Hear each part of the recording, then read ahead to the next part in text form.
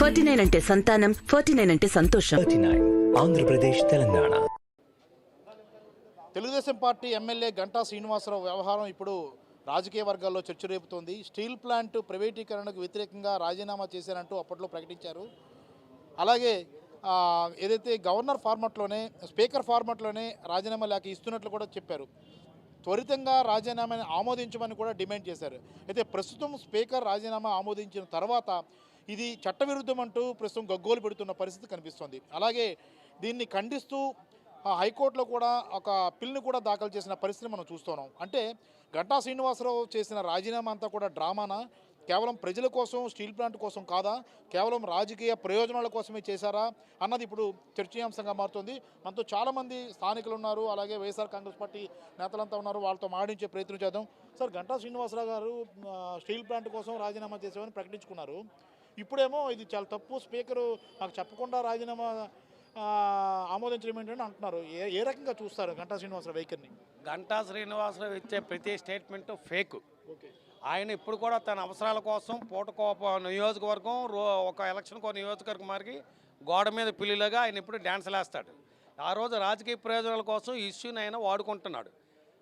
ఆయన నిజంగా steel plant కోసం ఆయన రాజీనామా చేస్తే ఉత్తర నియోజకవర్గం ప్రజలు ఆయన ఎమ్మెల్యేగా ఎన్నుకొని ఎన్నాళ్ళు 5 సంవత్సరాలు ఉత్తర నియోజకవర్గ ప్రజలకు మోహం చూపెట్టలేని పెద్ద మనిషి ఈరోజు విశాఖపట్నం స్టీల్ ప్లాంట్ మీద ఆయనకి సవత్తల ప్రేమ పుట్టిందా?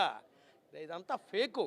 ఏదో రకం చేసి కరెక్ట్గా ఎలక్షన్ టైంలో జనాలకు వచ్చి ఆ రోజు ఎందుకు మరి నువ్వు రాజీనామా చేసేవారు? ఆ రోజు రాజీనామా చేయాలి, టెక్నికల్ ప్రాబ్లమ్స్ ఇవ్వండి. బట్ ఆ రోజు నువ్వు రాజీనామా ఇచ్చిన తర్వాత స్పీకర్ ఎప్పుడైనా రాజీనామా ఆమోదించవచ్చు. ఈరోజు మళ్ళీ సవత్తల ప్రేమలాగా నువ్వు మాట్లాడిచి నేను లీగల్గా అంటే నీకు చట్టం గురించి, రాజ్యాంగ విలువల గురించి తెలియనోడివి నువ్వు శాసనసభ్యుడు అయిపోయావు. వన్స్ ఒక్కసారి రాజీనామా ఇచ్చిన తర్వాత మళ్ళీ నువ్వు రాజ్యసభ ఎలక్షన్లో నువ్వు ఓటేస్తావా? అంటే ఎవరిని మోసం చేస్తున్నావు? ఎన్నిసార్లు నువ్వు ఎమ్మెల్యే చేసినా సరే కనీస సభా మర్యాదలు, రాజ్యాంగ విలువలు, చట్టం గురించి తెలియని స్టేట్మెంట్లు ఇస్తున్నామంటే తెలుగుదేశం పార్టీ ఎంత దిగజారిపోయి ఉందో ఈరోజు దీన్ని రాజకీయం చేసుకొని అంటే ప్రజలు నమ్మే స్థితిలో లేరండి. ప్రజలు నమ్మే స్థితిలో లేరు. ఈరోజు ఒక గంటా శ్రీనివాసరావు ఒక్కడికే ఆయన మిగతా వాళ్ళు వైసీపీ శాసనసభ్యులకి, తెలుగుదేశం వచ్చిన వాళ్ళకి, వైసీపీ నుంచి వెళ్ళిన వాళ్ళు అందరికీ కూడా సభ రాజ్యాంగం ప్రకారం స్పీకర్ నోటీసులు పంపించారు. నువ్వు ఆల్రెడీ రాజీనామా చేస్తావు కాబట్టి ఇది ఆమోదించారు. దీనికి రాజకీయం చేయడానికి ఏటుంది ఇందులోనే? జనాలయం గొర్రెలు కాదు. నీ దగ్గర డబ్బులు ఉంటే ఉండొచ్చు, ఈసారి నీ ఆటలు సాగవు. ఎక్కడ కూడా నీకు అసలు తెలుగుదేశంలో టిక్కెట్టే లేదు నీకు. ఇంకా కొత్త మాటలు ఈరోజు ఇది అసలు ఇష్యూ కాదండి. దీని గురించి మనం మాట్లాడడం చర్చ వేస్ట్. బ్రదర్ చెప్పండి, ఇప్పుడు గంటా శ్రీనివాసరావు మొన్నటి వరకు చాలా హడావుడి చేశారు. రాజీనామా చేశాను, నేను త్యాగపురుషుణ్ణి, స్టీల్ ప్లాంట్ కోసం రాజీనామా చేశానని చెప్పారు. ఈరోజు ఆ రాజీనామాను ఆమోదిస్తే అదేంటి ఇలా చేశారని చెప్పి తిరిగి మళ్ళీ రివర్స్లో ఆయన స్పీకర్ నిర్ణయాన్ని తప్పుడుతున్న పరిస్థితి ఉంది. ఏ రకంగా చూస్తారు? ఒకటేనే, గంటా శ్రీనివాసరావు నిజంగా రాజీనామా చేసి ఉంటే, ఆయన నిజంగా ప్రజల కోసం, స్టీల్ ప్లాంట్ కార్మికుల కోసమే రాజీనామా చేసి ఉంటే స్పీకర్ మీద ఒత్తిడి తీసుకొచ్చి ఆ రోజే రాజీనామాను ఆమోదించేసుకోవాలా? ఇది రాజకీయ కుట్రలో ఒక భాగం. అంటే రాజకీయ స్వలాభ కోసం ఏదో రాజకీయ ఎత్తుగడలో ఒక భాగంగా గంటా శ్రీనివాసరావు ఆ రాజీనామా చేసినట్టుగా ప్రజలను నమ్మించాడు. నిజంగా రాజకీయ చిత్తశుద్ధి ఉంటే తనని గెలిపించినటువంటి నియోజకవర్గంలో ప్రజల తరపున పోరాడాల్సింది, ప్రజల కోసం పనిచేయాల్సినటువంటి గంటా శ్రీనివాసరావు, అభివృద్ధి కార్యక్రమాల్లో పాల్గొనవలసినటువంటి గంటా శ్రీనివాసరావు గారు మరి ఈరోజు ప్రజల తరపున ఎందుకు పాల్గొలేదు? ఈ 5 సంవత్సరాలు ఎక్కడికి వెళ్ళిపోయాడు? గెలిచిన దగ్గర నుండి ఆ పార్టీలోకి వెళ్ళాలి, ఈ పార్టీలోకి వెళ్ళాలా, ఈయన కేసుల నుంచి తప్పించుకోవాలా, దాని నుంచి తప్పించుకోవాలని ప్రయత్నించాడే తప్పితే ఏ రోజు కూడా ప్రజాక్షేమాలు కానీ, ప్రజా ప్రయోజనాలు కానీ ఎక్కడా కూడా ఏ రోజు కూడా కోరలేదు. ఆయన ప్రజా ప్రయోజనాల కోసం ఏ రోజు ప్రయత్నించలేదు. సొంత ప్రయోజనాల కోసం, తన సొంత ఆస్తులు కాపాడుకోవడం కోసమే ప్రయత్నించాడు తప్పితే దానిలో భాగమే స్టీల్ ప్లాంట్ ఆ రోజు రాజకీయ ప్రయోజనాలలో భాగంగా ఆ రోజు స్టీల్ ప్లాంట్ రాజీనామా చేశాడు. చేసిన వ్యక్తి నిజంగా చిత్తశుద్ధి ఉంటే ఆ రోజు రాజీనామా కోసం స్పీకర్ ఫార్మాట్లోనే రాజీనామా చేసి స్పీకర్ గారిపై ఒత్తిడి తీసుకురావాలా. స్పీకర్ మీద ఒత్తిడి తీసుకురాలేదు, ఏమీ తీసుకురాలేదు. ఈరోజు మరి ఎట్టకేలకు మరి గంటా శ్రీనివాసరావు గారిని ఒకరినే రాజీనామా ఆమోదించలేదండి. ఎవరెవరు పార్టీ ఫిరాయించారో అందరినీ కూడా ఫిరాయింపు నిరోధక చట్టం కింద ఈరోజు నోటీసులు ఇవ్వడం జరుగుతుంది. సో దాన్ని ఎట్టకేలకు అది అనుసరిస్తూ ఉన్నారు స్పీకర్ గారు. అలాగే శాసనసభ వ్యవహారాల కమిటీ కూడా ఉంది.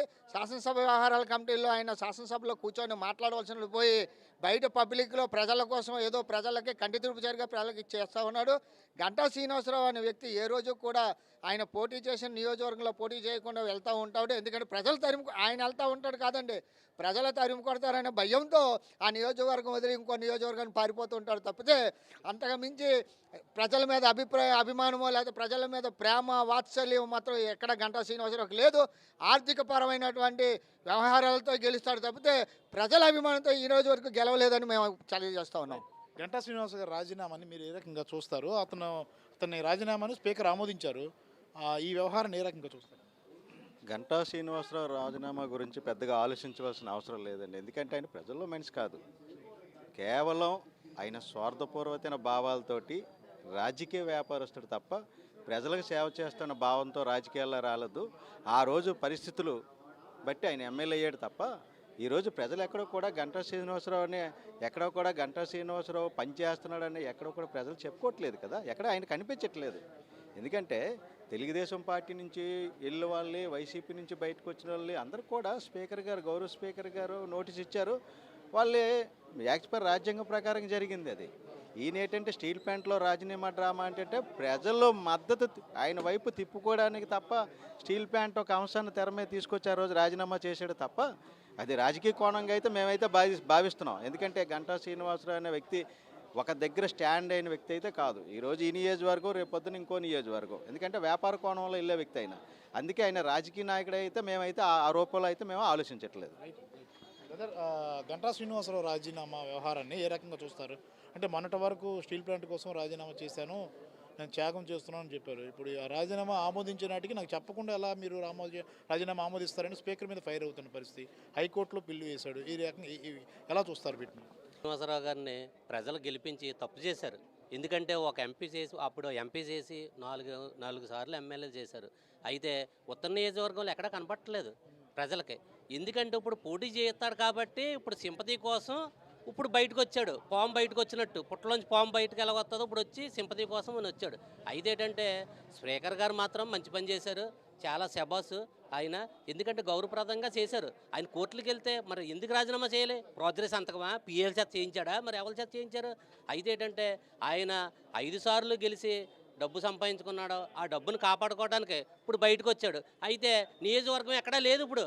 అందుకోసమని ఇప్పుడు దాన్ని ఆమోదించారు కాబట్టి దాన్ని శిరసా వహించి నేను స్టీల్ ప్లాంట్ ఎంప్లాయీ కోసం చేశానంటే పర్వాలేదు. అయితే ఆ రోజుని రాజీనామా ఎందుకు చేశాడు? సింపతి కోసం, ఎంప్లాయీస్ సింపతి కోసం ఆయన రాజీనామా చేశాడు. అది ఏమైంది? ఇప్పుడు ఆయన పీక్ వచ్చింది. అది ధర్మంగా చేశారు స్పీకర్ గారు. ఏ పార్టీ అవునాయి, పార్టీలతో సంబంధం లేదు.